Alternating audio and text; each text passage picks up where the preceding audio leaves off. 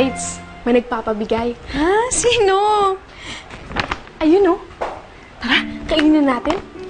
Shh! Daday, isali mo. Sayang naman, mukhang masarap eh. Tikman na natin. No. This. Sir, ayoko pong mawala ng trabaho, kaya pwede ba? Huwag niyo naman akong ligawan dito. Sige. Hindi dito. Pero sabihin mo lang sa akin kung saan yung bahay mo. Doon ka taliligawan. Hindi ko gustong magpaligaw.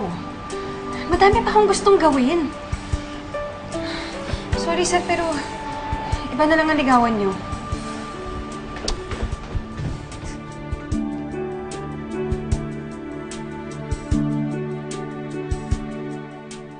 Hindi ka pa rin susuko. Lalo nga ako na-challenge eh. Kaya sige na, sabihin mo na sa akin kung ano yung mga kailangan gawin para magustuhan niya ako. Alam mo, hindi siya mahilig sa chocolates. Ang hilig niya, tinapay. Tinapay? Ang weird, di ba? Pero, yun nga, mahilig siya sa tinapay. Yung bagong luto at mabango. Kaya yung chocolates na yan, sa akin mo lang ito ibigay. Uy, teka! Ay, may isa pa pala siyang favorite. Ano yun? Yung color red. Wala. Oo, pula. Oh, alam mo na ha. Bye! Wala. Red. Ano ba dito sa pag-ibig? Kuya! Kuya! Ay, Kuya! bakit, JV? Kuya, favor naman oh. Oh, Pag-bake mo naman ako ng bread.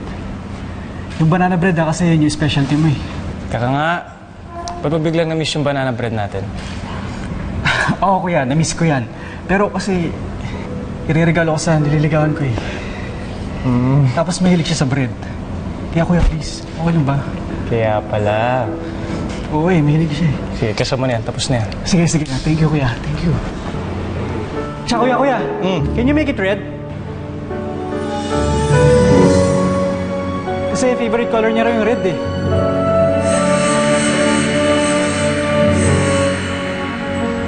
JV?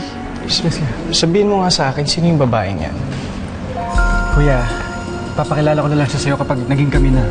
Pero sa ngayon, ipag-bake mo muna ako ng bread, okay?